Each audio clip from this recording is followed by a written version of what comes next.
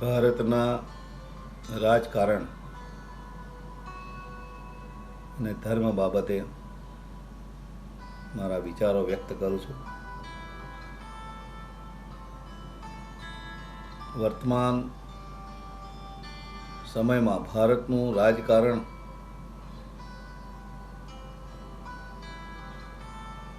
અને ધર્મકારણ બંને કઈ દિશા તરફ આગળ વધી રહ્યું છે. રાજકારણમાં ધર્મ પ્રવેશ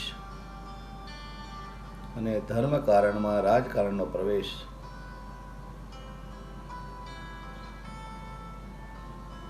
એ દેશના હિતમાં નથી. બંનેના ક્ષેત્ર અલગ અલગ છે, પરંતુ વર્તમાન સમયે દેશની પરિસ્થિતિ બિલકુલ અલગ છે. મારે આજે વાત કરવી છે અમેરિકામાં ઘૂસણખોર ભારતીયોની હકાલપટ્ટીની. મારે આજે વાત કરવી છે ભારતના વડાપ્રધાન અને ડોનાલ્ડ ટ્રમ્પની દોસ્તીની. પણ તે પહેલાં જગતના મહાન દાર્શનિક ઇમર્સનની ડાયરીમાં એક નોંધ કરી છે. ઇમર્સને એની વાત આપના સમક્ષ મૂકવી છે.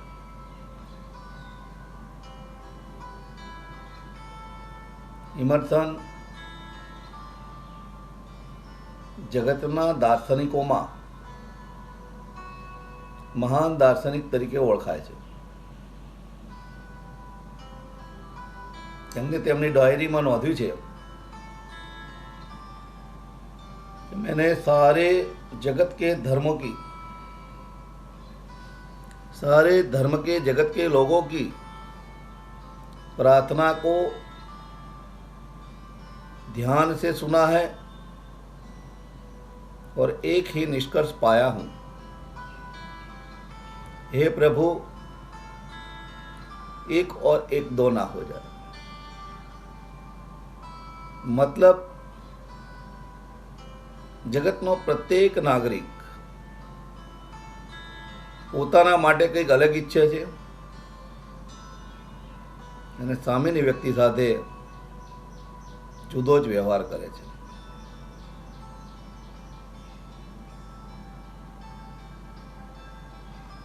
દ્રષ્ટાંત તરીકે જો મોદી ઘૂસણખોર પાકિસ્તાની કે બાંગ્લાદેશીઓને ભારતમાંથી હકાલપટ્ટી કરે તો આપણે ભારતીયો બહુ ખુશ છીએ. આપણને તે બહુ જ ગમે છે. પણ આપણા દેશમાં ભણી ગણીને તૈયાર થયેલા લોકો, યુવાનો, બિઝનેસમેનો માત્ર પૈસાલક્ષી,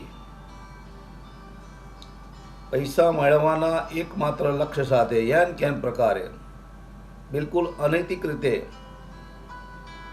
અમેરિકામાં ઘૂસણખોરી કરે અને તેની સરકાર જો ભારતીયોની હકાલપટ્ટી કરે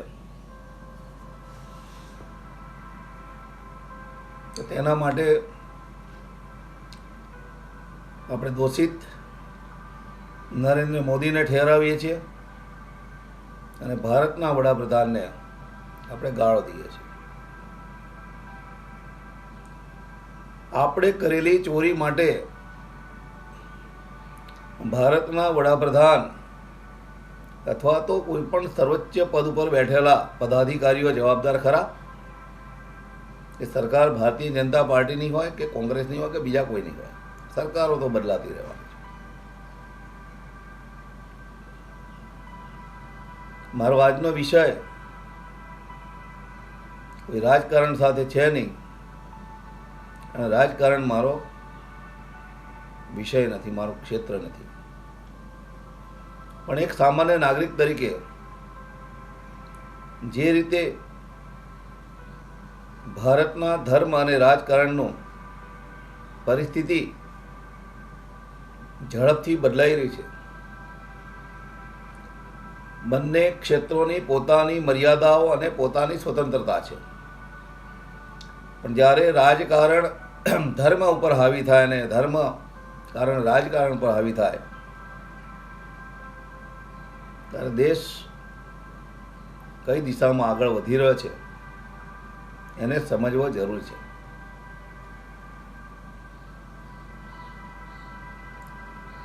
અમેરિકન રાષ્ટ્રપતિ કે રશિયાના રાષ્ટ્રપ્રમુખ હોય, આ મહાસત્તાઓ સાથે ભારતના કોઈ પણ વડાપ્રધાન, એ મોદી હોય કે બીજા કોઈ પ્રધાન હોય, એ દોસ્તીનો હાથ લંબાવે, સંબંધો સારા બનાવવા માટે પ્રયત્ન કરે અને એ દોસ્તી સ્થપાય, એમાં ભારતના વડાપ્રધાનનો કોઈ ગુનો ખરો? અને આ મહાસત્તાઓ સાથે દોસ્તીના સંબંધો વિના આપણા ભારતનો વિકાસ શક્ય ખરો?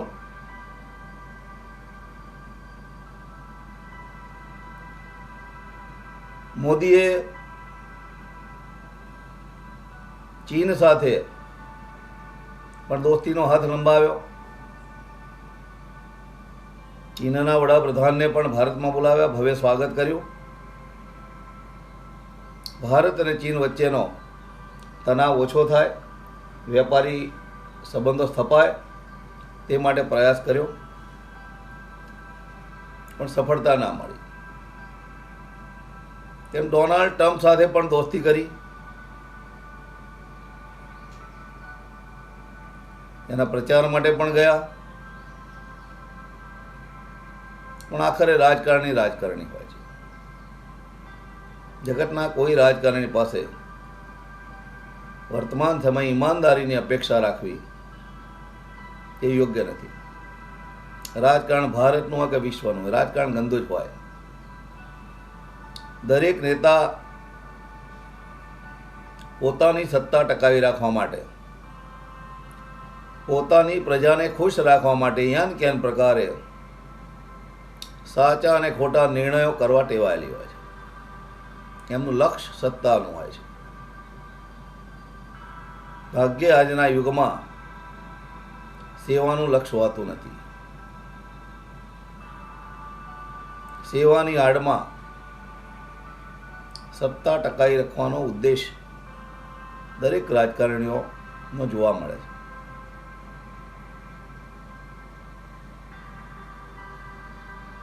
ભારતના વડાપ્રધાનને એમ માનો કે અમેરિકાના પ્રમુખ પપ્પુ બનાવી ગયા, તો પણ આપણો ભારતના વડાપ્રધાન શું કરી શકે? પાકિસ્તાનને તો આપણે ડરાવીએ, એના વિરોધમાં નિર્ણયો કરીએ ફટાફટ. આ પછી બહુ કમજોર છે પાકિસ્તાન, નાના દેશને ડરાવી શકાય. પણ અમેરિકા જેવી મહાસત્તાનો રાષ્ટ્રપ્રમુખ આપણા દેશના વિરોધમાં પણ નિર્ણય કરે તો ઝડપથી કોઈ પ્રતિક્રિયા આપી શકાય નહીં. અને તેના માટે આપણે ભારતના કોઈ પણ વડાપ્રધાન હોય એના માટે એવી ટિપ્પણી ના કરાય કે આપણા દેશનો વડાપ્રધાન બાયલો છે અથવા નાકામયાબ નીવડ્યો છે. જ્યારે દેશની સામે આવી પરિસ્થિતિ આવે ત્યારે કોઈ પણ સત્તાધીશને, કોઈ પણ પદાધિકારીને ખૂબ બુદ્ધિપૂર્વક, ધૈર્યપૂર્વક નિર્ણયો લેવા પડે છે. પણ આપણે એવી ભાવુક પ્રજા છીએ, આપણા વડાપ્રધાન કે આપણા સર્વોચ્ચ પદ ઉપર બિરાજેલા પદાધિકારીઓને આપણે કેમ રાજ્ય ચલાવવાની સમજણ જ ના પડતી હોય, બધી સમજણ આપણને જ પડતી હોય એમ ઘરે બેસી ટીવી પર જોઈને આપણે એનાલિસિસ કરીએ, એટલી બધી સલાહો, એટલા બધા વાદ વિવાદ કરીએ કે જાણે આપણે જ સર્વગુણ સંપન્ન છીએ અને સર્વ રીતે આપણે જ્ઞાની છીએ.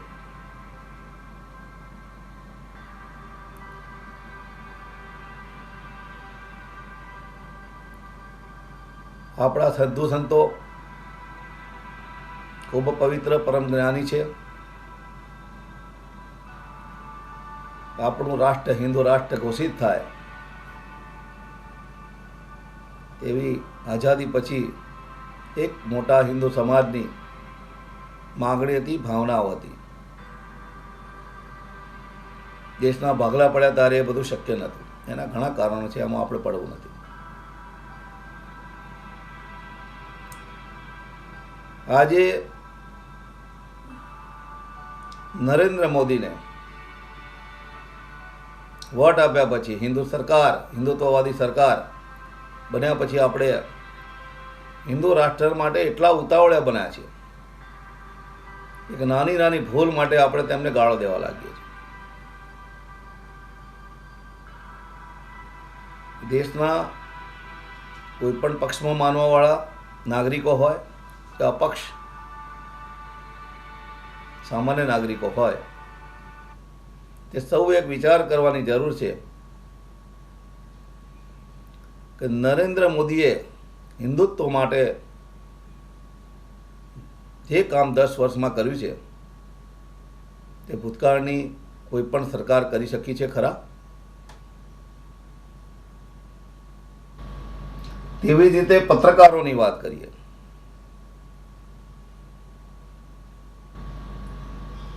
જે દેશનો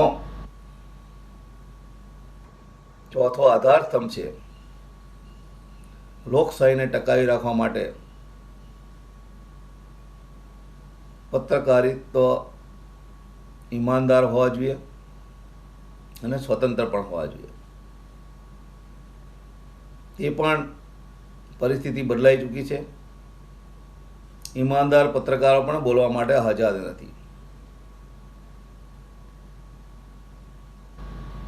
તે સંજોગોમાં રવીશ કુમાર જેવા કેટલાક ચુનંદા પત્રકારો ઈમાનદાર પત્રકાર તરીકેની છાપ ધરાવે છે. પણ તે પત્રકારોના છેલ્લા ઘણા સમયથી હું રિપોર્ટો જોઉં રોજે રોજ,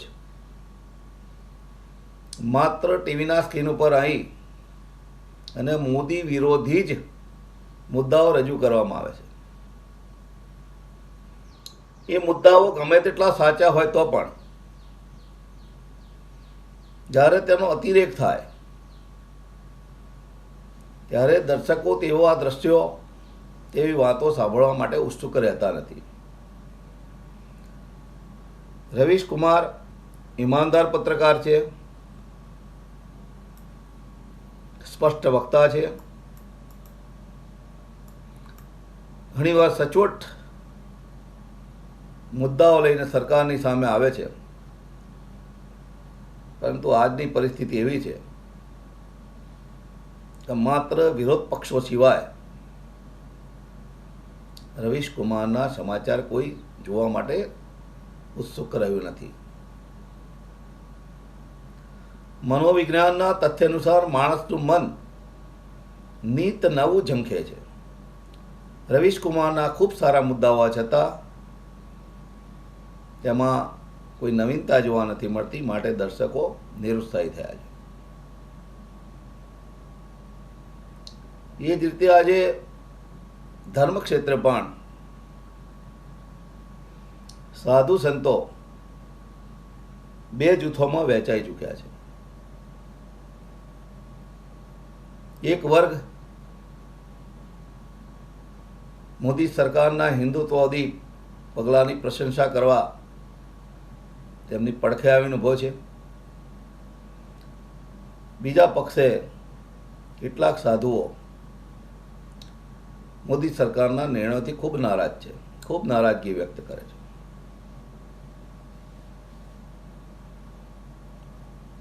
રામ મંદિર મૂર્તિ પ્રતિષ્ઠા સમયે દેશના સર્વોચ્ચ ધર્માચાર્યો એટલે કે શંકરાચાર્યો ની બાદબાકી કરી રાજકીય લાભ મેળવવા માટે નરેન્દ્ર મોદીએ જે રીતે કામ કર્યું તેનાથી એક મોટો સમુદાય નારાજ છે. તે સમયથી આજ સુધી ધર્માચાર્યો અને રાજકારણ વચ્ચે ઘર્ષણ સતત જોવા મળે છે.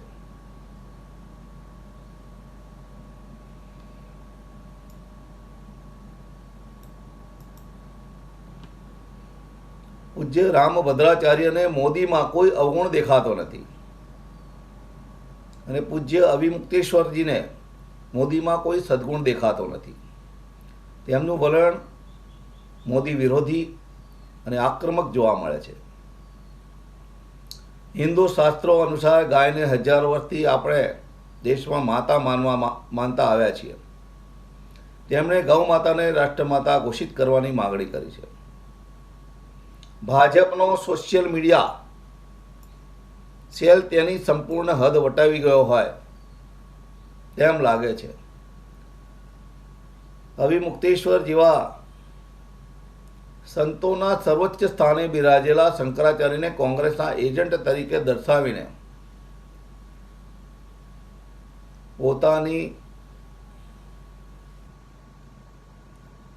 કહેવાતી હિન્દુવાદી સરકારની પ્રતિભા સાચવવા મેદાને પડ્યા છે, નિમ્ન સ્તરે ઉતર્યા છે.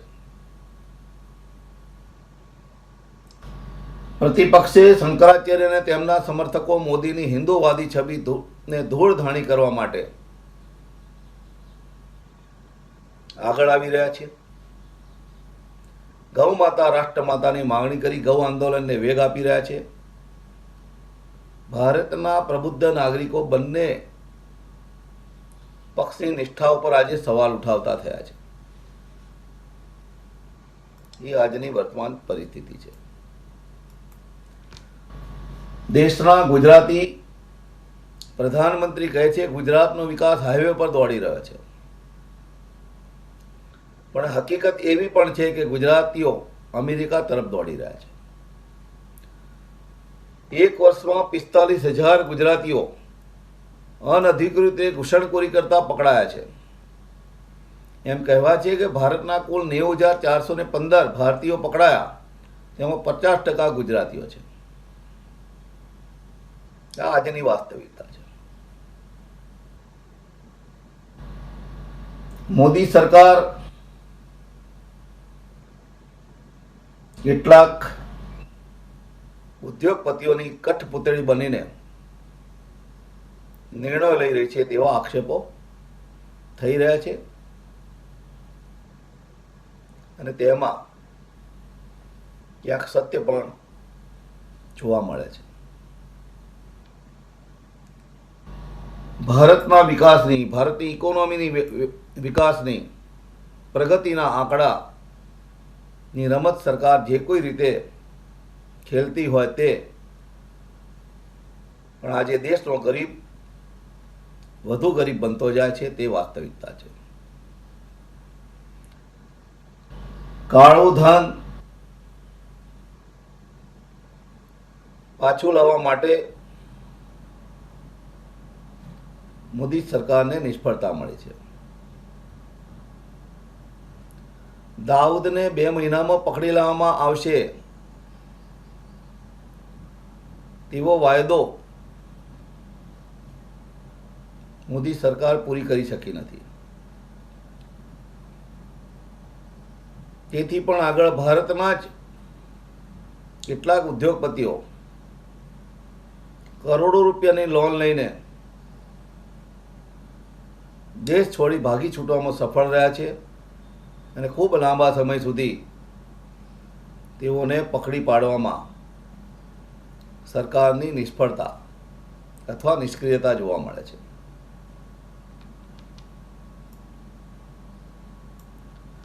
વિપક્ષોની આવા કેટલાય મુદ્દાઓ સાચા હોવા છતાંય વિપક્ષો ચૂંટણી પરિણામ પોતાની તરફેણમાં લાવી શક્યા નથી. અને રાજકારણનો તો એક જ સિદ્ધાંત છે, જો જીતાવો સિકંદર.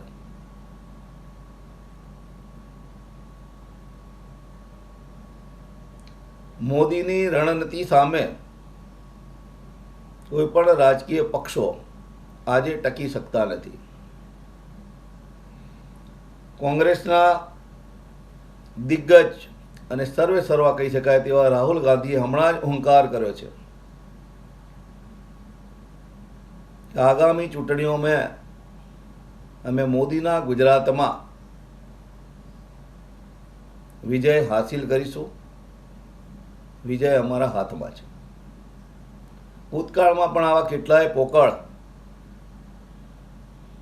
નિવેદનો થઈ ચૂક્યા છે.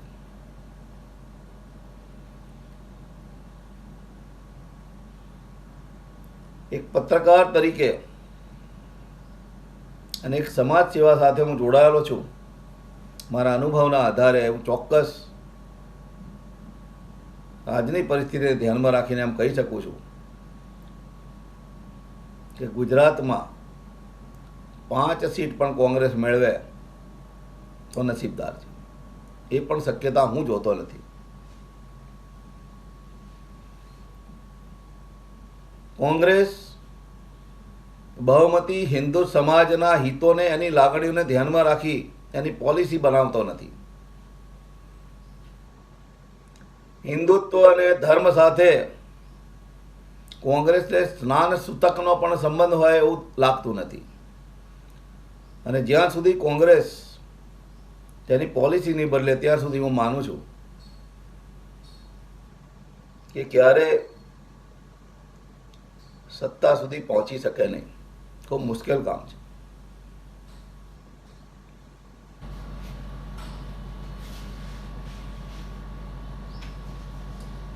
સંતો પણ આજે એવું ઈચ્છે છે કે અમારા સમર્થનથી ભારતીય જનતા પાર્ટી સત્તામાં આવી છે તો એના નિર્ણય અમે કહીએ તેમ જ થવા જોઈએ. ધર્માચાર્યોની દખલગીરી પણ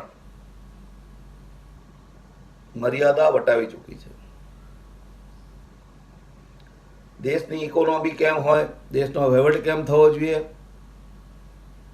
દેશમાં નિર્ણયો કેમ થવા જોઈએ, દરેકમાં જો ધર્માચાર્યો દખલ કરે તો આ દેશનું શાસન ચાલી શકે નહીં. ક્યાંક ધર્માચાર્યોની પણ વિશેષ મહત્વાકાંક્ષાઓ